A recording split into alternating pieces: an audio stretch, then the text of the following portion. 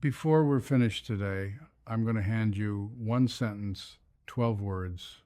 A man wrote them down in a letter about 2,500 years ago while men with knives waited for him in a valley below, hoping he'd walk down and talk it over. Those 12 words saved his life, and they finished his work. I've handed that sentence to widows standing in hospital hallways. I've handed it to grandfathers sitting out in their trucks in the church parking lot, too worn down to come inside. It ends the pressure without starting a war. You don't have to raise your voice to use it. You don't have to explain yourself to one living soul. And if you'll learn to say it, I believe you'll sleep tonight better than you've slept in a year. But I'm not giving it to you yet. Not because I want to string you along, but because if I gave it to you right now, you'd aim it at the wrong person. I've seen that happen. A man hears a message like this, and by Sunday afternoon, he's cut off his own daughter and let the con artist stay. So we've got some ground to cover first, and I want you to hear the part almost nobody tells you, the third knock. There's a moment that comes about 3 requests in, and if you don't know what it is, it will break you every single time, and it's the exact moment God is handing you your freedom. Now let me give you something to hold on to while we walk. The FBI publishes a report every year on fraud against older Americans. In one recent year alone, people over 60 reported losing more than $3 billion, and the agents themselves will tell you the true number is far higher because most folks are too ashamed to report it. Here's the part that ought to sit you straight up in your chair. In most of those cases, nobody broke a window. Nobody picked a lock. Somebody was let in. Somebody was welcomed at a kitchen table and handed a cup of coffee by a good, decent, church-going soul who simply did not want to seem rude. My name is Harlan Boyd. I'm 88 years old. I spent 9 years on the line at the Delco plant in Anderson, Indiana, before the Lord took hold of me in 1965, and then I pastored one little church on Fairmount Avenue for 47 years. I buried more of my congregation than I care to count. I married their children, and I baptized their grandchildren in a tank we had to fill with a garden hose. My Ruth Ann and I had 62 years together before she went home 3 winters ago, and I still set out 2 cups some mornings before I catch myself. I'm not telling you that to impress you. I'm telling you so, I've had a long time to watch how people get hurt in their last chapters, and I'll tell you what I've seen. It is almost never a dramatic fall. It's almost never some terrible sin that takes a good man down at 75. It's a slow bleed. It's 100 small yeses that a person didn't mean. It's Sunday dinners with people who leave you feeling hollow. It's a phone that rings and a heart that sinks and a mouth that says, well, sure, come on over. It's the fear of a quiet house and the willingness to fill that quiet with almost anybody. I want to talk to you the way I'd talk to you across my kitchen table, because you and I are in the same season now, and this season has a different set of rules than the one before it. When you were 30, you had room to make a bad decision and recover from it. You had years to spare and energy to burn. A wrong friendship cost you a season. A wrong choice cost you some money you could earn back. That margin is gone now. Every yes you give away in your 80s is taken out of a supply you cannot restock. And every person you let close enough to speak into your life has more power now to lift you or to level you than they ever had before. Before we go one step further, let me say one small thing and then leave it alone. For years, folks in my congregation kept asking me the same question after services. They'd say, Pastor, could you write all this down? The habits, the prayers, the boundaries, the practices you keep telling us about, could you put them in one place so we're not scribbling on the back of a bulletin? So finally I did.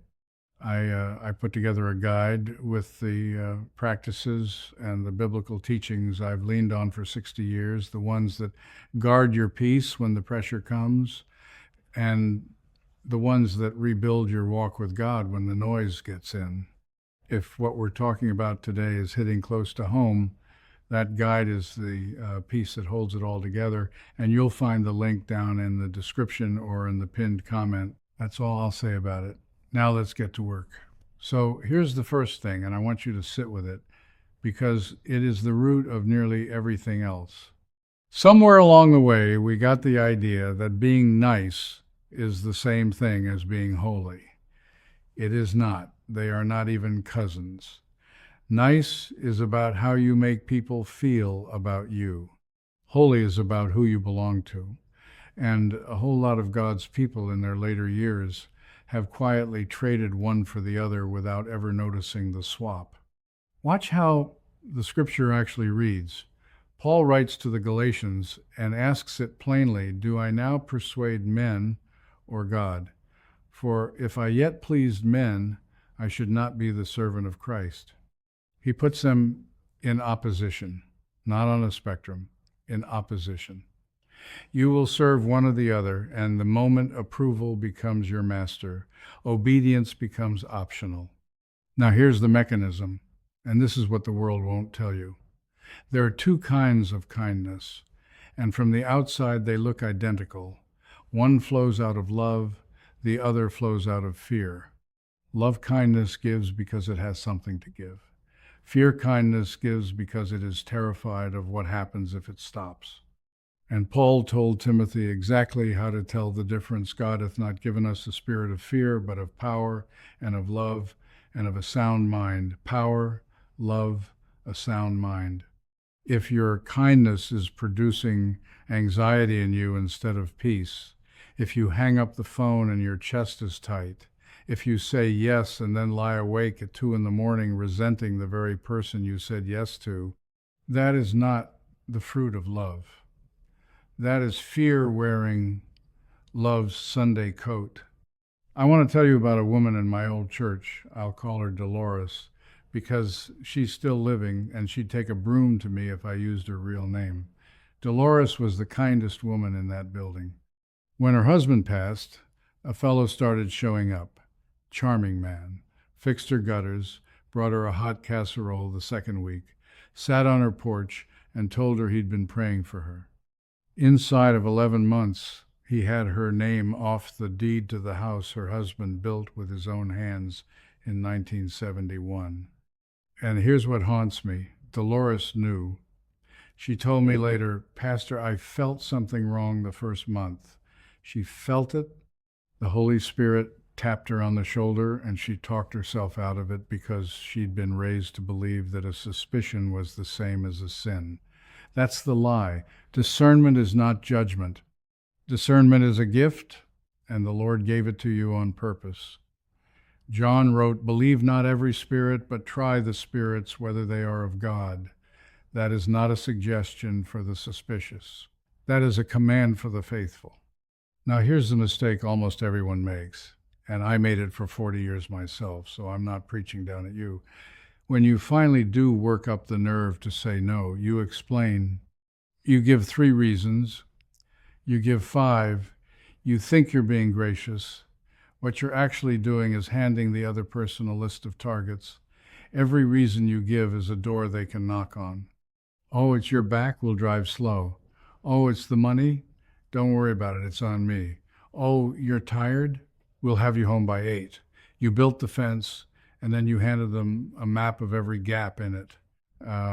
Solomon said it in Proverbs, "Keep thy heart with all diligence, for out of it are the issues of life." That word keep in the original is a guarding word, a watchman's word. A man on a wall with a spear, not a man apologizing for the wall. Which brings me to the thing I said I'd tell you about. The third knock. Open your Bible sometime to the 6th chapter of Nehemiah and read it slow, because there is a protocol buried in there that has protected more of my people than any sermon I ever preached. Nehemiah is rebuilding the wall around Jerusalem. It's dangerous work and it's holy work. And 2 men, Sanballat and Geshem, send him a message, very friendly message. "Come, let us meet together in one of the villages in the plain of Ono. Let's just talk. Let's sit down like reasonable men." Nehemiah says the text plainly, they thought to do me mischief. He knew, and he sends back this: "I am doing a great work, so that I cannot come down. Why should the work cease whilst I leave it and come down to you? Now watch what happens next, because this is the part folks skip. Verse 4 says, They sent unto him 4 times after this sort, and he answered them after the same manner. 4 times. And here's the genius of it, and I want you to catch it. He answered them the same way every single time. He didn't escalate. He didn't get angry. He didn't come up with a fresh excuse on the second letter or a better argument on the third.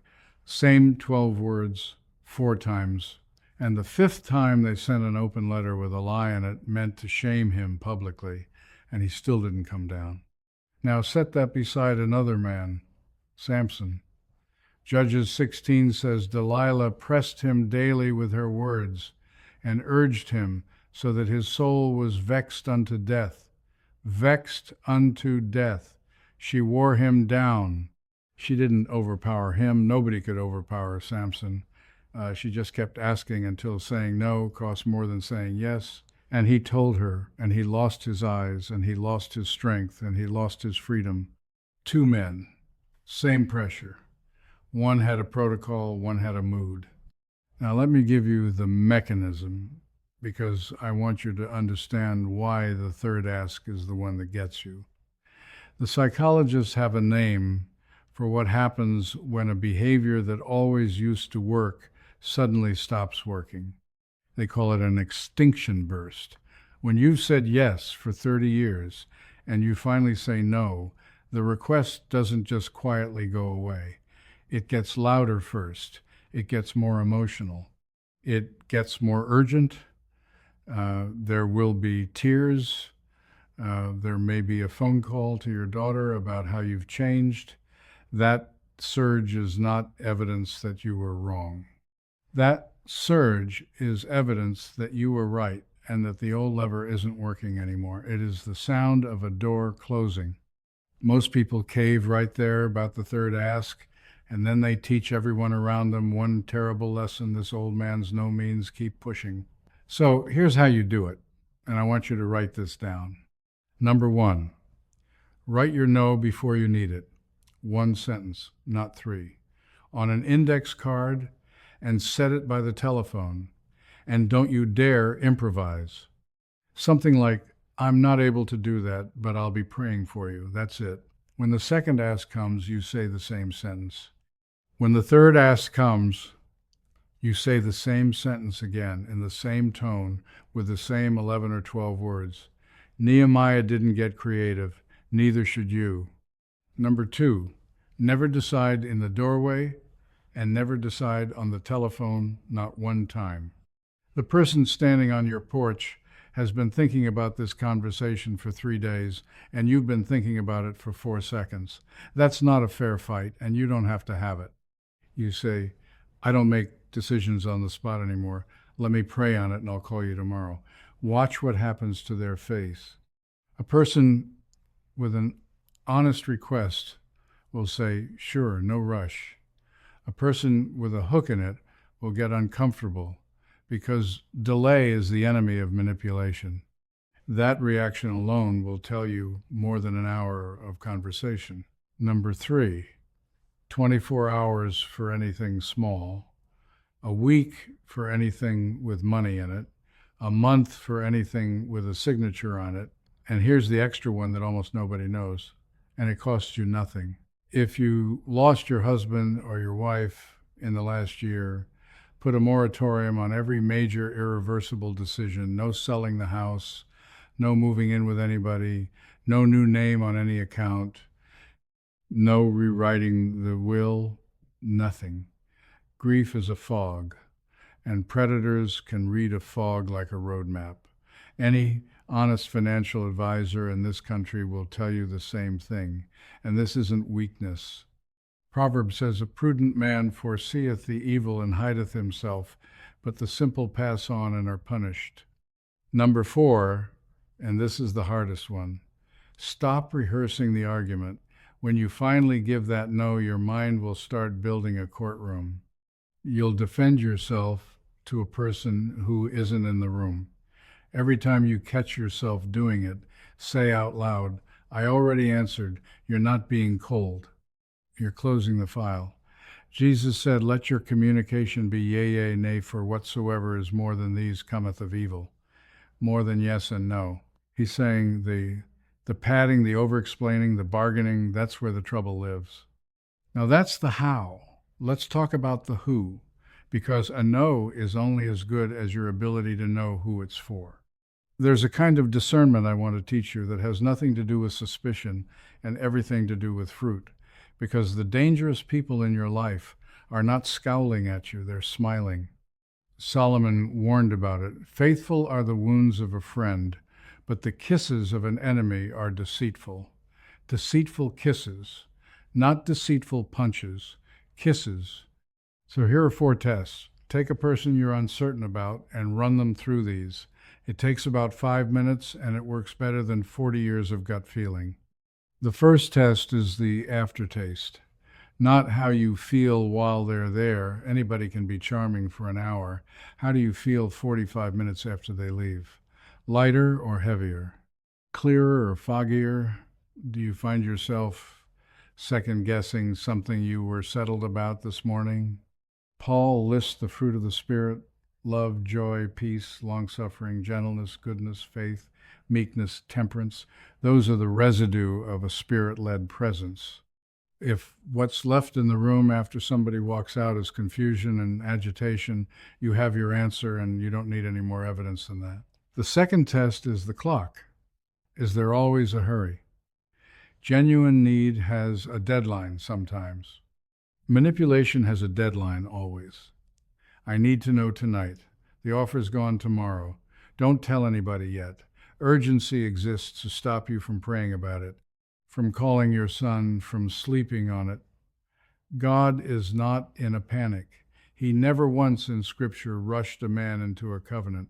If the pressure is on the clock, take your hand off the pen. The third test is the daylight. Ask yourself one question. Could this conversation be repeated word for word to my whole family at Sunday dinner? Anything that requires secrecy from the people who love you is already telling on itself. Every single case of exploitation I have personally walked a family through had this same feature in the middle of it. The older person was told in some gentle way that the family wouldn't understand. And the fourth test is the ledger. Over the last year, who has carried what? Not perfectly. Nobody keeps score in a healthy friendship. But roughly, if every visit, every call, every meal, every dollar has run in one direction, that is not a friendship, that's an arrangement. Paul told the Corinthians plainly, be not deceived, evil communications corrupt good manners. The older translation of that is, bad company ruins good character. Not might, does. And Solomon said, he that walketh with wise men shall be wise, but a companion of fools shall be destroyed. Now here's the common mistake I see people make with all 4 of those tests. They apply them to strangers and never to family. And beloved, I have to be honest with you, or I'm no use to you at all. In this country, the majority of financial exploitation of older people is not committed by strangers on the telephone. It's committed by people who have a key to the house: sons, daughters, nephews, somebody's second husband.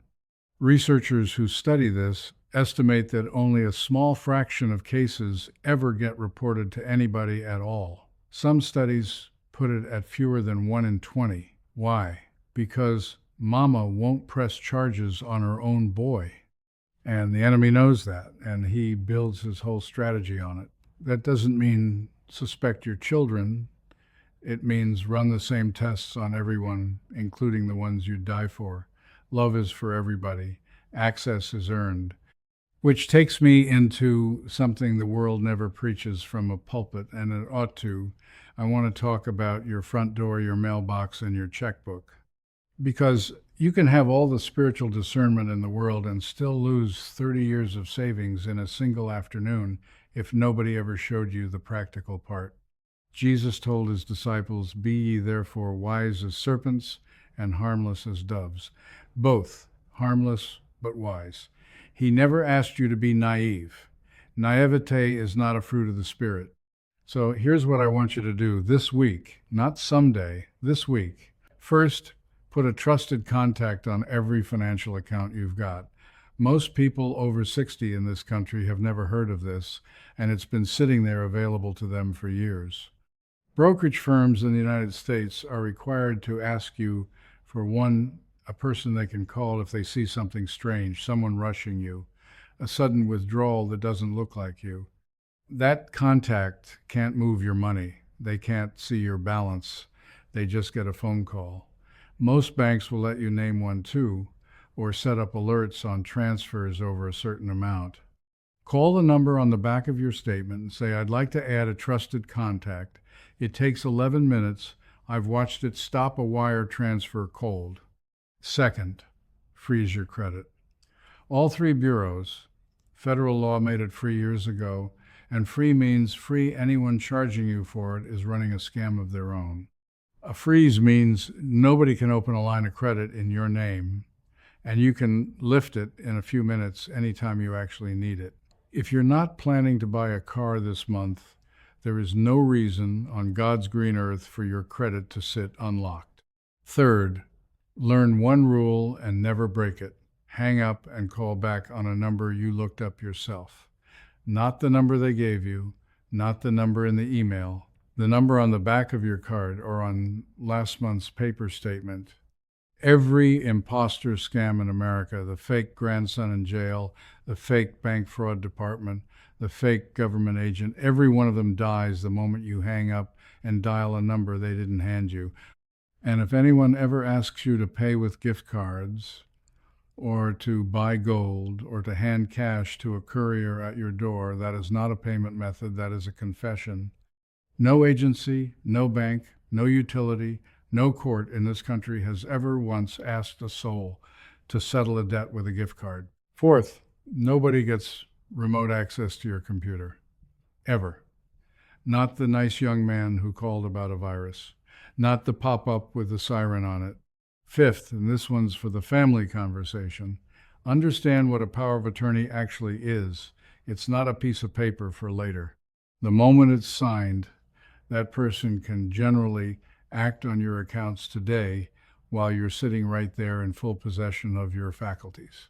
So know what you're signing, sign it in front of your own attorney and not somebody else's, and think hard about naming two people who both have to agree on anything large.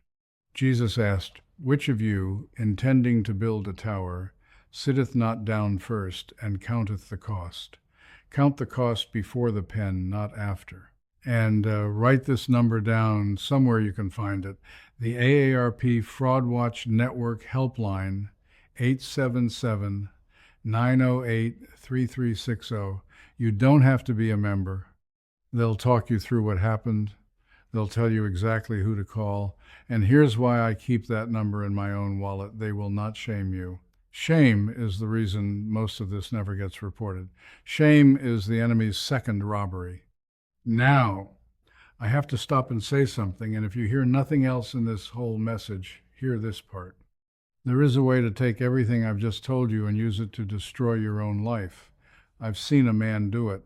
He heard a preacher say, guard your circle, and he guarded it right down to nothing. He stopped going to Wednesday service. He stopped answering his sister. He sat in a house with the shades down for 2 years and called it holiness. It wasn't holiness. It was fear with a Bible verse taped to it. Separation and isolation are not the same thing, and the difference between them will add or subtract years from your life. I'm not exaggerating. The Surgeon General of the United States put out a public advisory on this. Social disconnection carries a risk to your body comparable to smoking around 15 cigarettes a day.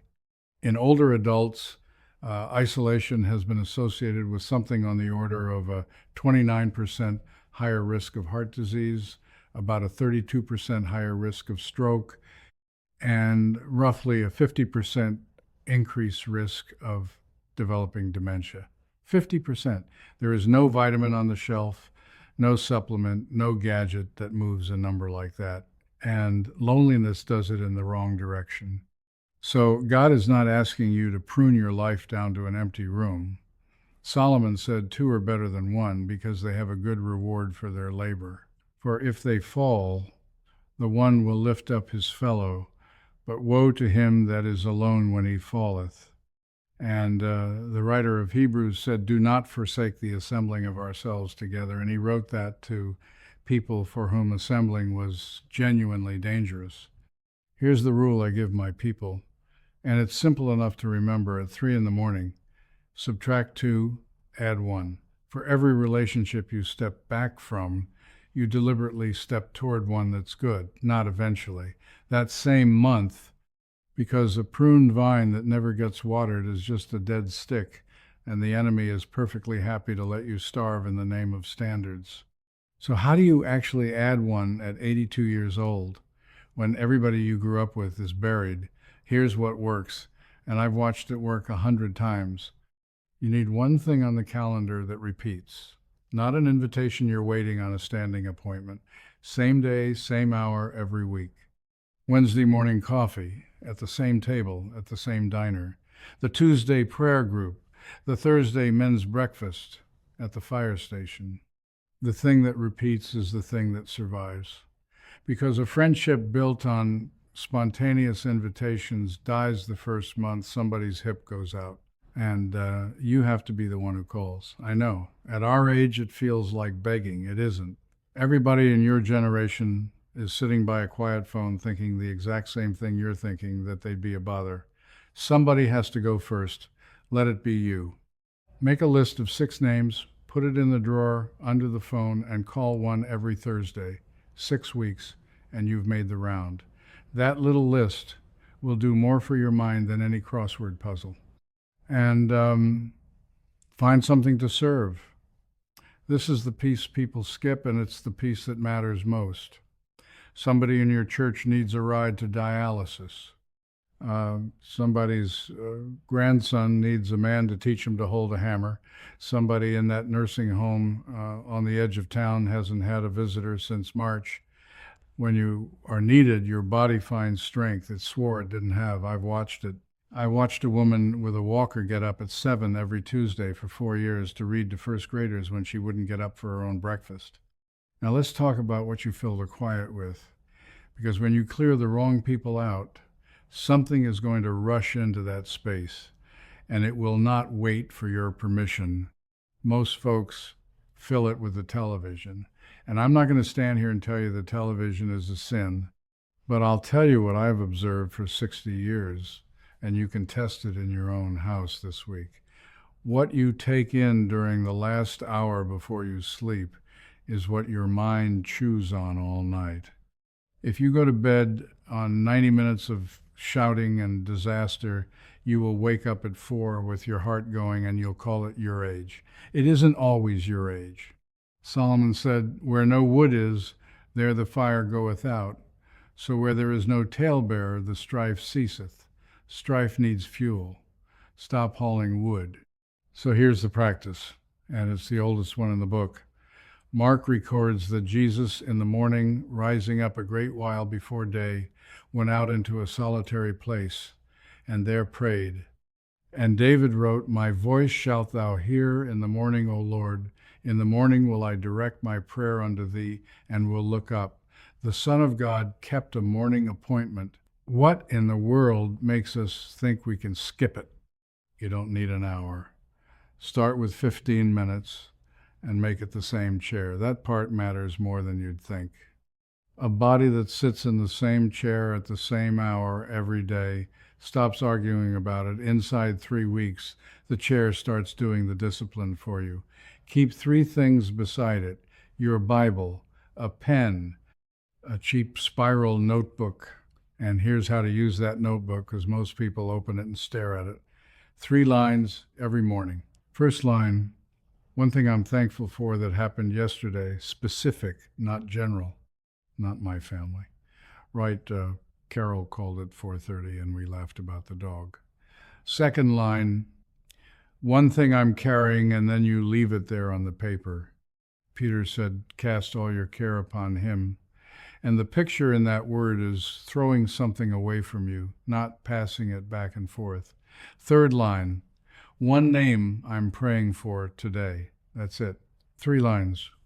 Do that for 30 days, and you will have a written record of God's faithfulness that no discouraging season can argue with. And let me tell you something, when you get to a hard stretch, and you will, that notebook will preach to you better than I can.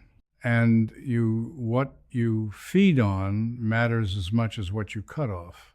Paul told the Philippians, whatsoever things are true, whatsoever things are honest, whatsoever things are just, whatsoever things are pure, whatsoever things are lovely, whatsoever things are of good report, think on these things. He's giving them a diet, not a decoration. Now here's the last piece, and this one's the one I'd fight for. Everything I've told you so far has been about subtraction. Say no, prune the circle, guard the door. But if that's all you do, you'll finish your life safe and useless, and God did not keep you alive this long for you to be safe and useless. Read Titus chapter 2 sometime. Paul is telling a young preacher how to organize a church, and he doesn't tell the older men to rest. He tells them to be sober, grave, temperate, sound in faith. And he tells the older women to be teachers of good things, that they may teach the young women. Teach. That's an assignment with your name on it, and it's the reason the pruning matters. You're not closing the door to be alone. You're closing it so you have something left to give the people who actually need you. Because here's what's true, and it grieves me. There is a generation right now that has never once in their lives sat across from somebody who prayed through a real crisis and came out the other side still believing. They've got podcasts, they've got opinions, they have never had a hand on their shoulder from somebody who buried a child and still went to church on Sunday. That's you. That's the thing you have that cannot be manufactured, downloaded, or faked. Asaph wrote in the 71st Psalm, now also, when I am old and gray-headed, O God, forsake me not, until I have shewed thy strength unto this generation, and thy power to every one that is to come. That's a man in his old age asking God to keep him going, not for comfort, but for a delivery. So here's how you do it, concretely. Pick 3 names, not 30. 3. A grandchild, a young couple in your church, the man who cuts your grass. Paul told Timothy, the things that thou hast heard of me among many witnesses, the same commit thou to faithful men who shall be able to teach others also. 3 people, and you don't announce it or make a program out of it. You just start showing up in their lives on purpose. A phone call on their birthday, a note when something hard happens. Write the letters. This is the one I beg people to do, and almost nobody does it until it's too late. Sit down with a pen and write 1 letter to each grandchild, not for now, for later. Tell them the year you almost lost your faith and what brought you back. Tell them what you'd do differently. Tell them what God did that you can't explain. Seal them. Give them to your daughter to hold. I have sat with families going through a house after a funeral, and I have watched what happens in a room when somebody finds a letter in their grandfather's handwriting. Nothing in that house is worth what that envelope is worth. And let somebody record you talking. Your phone will do it. 1 hour. Have a grandchild ask you questions, where you were born, what your mother's kitchen smelled like, how you met your wife, what you were doing the day you got saved. When Ruth Ann passed, I would have given every dollar I had for 1 hour of her voice. I've got about 40 seconds of it on an old answering machine tape, and I have listened to it more times than I'll admit. Now, you've been patient with me. Let me give you the 12 words. Nehemiah's answer, when they wanted him to come down off that wall and negotiate in the valley, I am doing a great work so that I cannot come down. I want you to notice 3 things about that sentence, because they're all deliberate. He never accused them, not a word about their motives. He knew exactly what they were up to, and he didn't say 1 syllable about it, because the moment you accuse, you've started a debate, and a debate is a meeting, and a meeting is exactly what they wanted. He gave them nothing to argue with. He never asked permission. There's no would that be all right at the end of it. No little question mark to soften it. He stated a fact about his own life and let it stand. And he named the work. That's the part that carries the whole thing. He didn't say, I can't. He said, I am doing a great work. He wasn't refusing out of weakness. He was refusing because his hands were already full of something holy. So that's the sentence. Say it in your own words. I'm not able to come down from what I'm doing. I've got something I'm not going to set down. Or say it plain, the way I do, I can't. But I'll pray for you. Then close your mouth. That's the hardest part, and it's the whole trick. Say it, and then don't say anything else. The silence after your no is not rudeness, it's the fence. And when the second letter comes, you send the same answer. And when the third comes, the loud one, the one with tears in it, you send the same answer again. Same words, same tone, same kindness. That's the third knock, and now you know what it is. It isn't a sign you were wrong, it's the sound of the lever breaking. Now, let me tell you why I'm not worried about you. There was a woman in the second chapter of Luke named Anna, widowed after 7 years of marriage. The text says she was of a great age, and it tells us she departed not from the temple, but served God with fastings and prayers night and day, 84 years old. And when Joseph and Mary carried a baby into that temple, out of every person in that building, she was one of the two who recognized who he was. Nobody else in the crowd looked up. The old woman knew. That's what a life of guarded attention buys you. Sight. She had spent decades keeping the noise out, and when the moment came that mattered more than any moment in human history, she was the one with clear eyes. And Caleb stood in front of Joshua and said, I am this day 85 years old, and I am as strong this day as I was in the day that Moses sent me. And then he said, the thing I say to myself on the mornings when my knees don't want to cooperate, now therefore give me this mountain, 85 years old, and asking for the hill country with giants on it. You are not at the end of something. You are at the sharpest part of it. Isaiah wrote it down for you. Even to your old age I am he, and even to hoar hairs will I carry you. I have made and I will bear, even I will carry and will deliver you. Hoar hairs. Gray hairs, he's talking about you specifically, and the verb he uses is carry. And the 92nd Psalm says, the righteous shall still bring forth fruit in old age. They shall be fat and flourishing. Still, that word is doing a lot of work. Still bearing, still producing, not preserved in a jar, producing. So here's what I want from you before the sun goes down today. Take one thing off your calendar that you agreed to out of fear. One, just one. Make the call. Use the sentence. Don't explain past the first sentence. Then take the space that opens up and give it to God before anybody else can claim it. Same chair, same hour, tomorrow morning. Then pick up the phone and call one person who leaves you lighter, not to ask for anything, just to say you were thinking about them. Subtract 2, add 1, guard the door, open the window, and understand what you're really doing when you say no to the wrong thing. You are not becoming hard, you are becoming clear. There's a difference, and every person who genuinely loves you will be able to tell which one it is inside of a month. I'm 88 years old. I've got fewer Tuesdays left than I've got memories, and I've made my peace with that. But I'll tell you what I refuse to do. I refuse to spend one of them in a room where God is not welcome, talking to somebody who wants something from me that isn't friendship. Not because I've grown cold, because I've grown clear. And I want you clear too, so that when your name gets called, you go out with your hands full and your eyes open and your circle small and your peace enormous. Come out from among them, and be ye separate, saith the Lord, and touch not the unclean thing, and I will receive you. Receive you. That's the promise on the other side of the boundary. Not loneliness, reception. May the Lord give you a discernment sharp enough to see through a smile. May he give you a spine straight enough to say 12 words and stop talking. May he fill the space you clear with his own presence, and may he send you one true friend inside the month. May your house be quiet in the good way, and may your last chapter be the loudest thing you ever wrote. Now, before I let you go, let me say plainly what I am and what I'm not.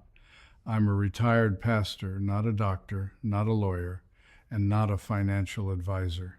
Everything I've shared about protecting your accounts, your documents, and your health is general encouragement from an old man who has watched a lot of people get hurt. It isn't personal advice for your situation. Before you sign anything, change anything, or make any decision about your money or your health, talk to your own doctor, your own attorney, and somebody you trust who has no stake in the answer. And if something has already happened to you, please hear me. You were not foolish. You were targeted. Tell somebody. Make the call. There is no shame anywhere in this that belongs to you. God bless you. I'll be praying for you, and I'll see you next time.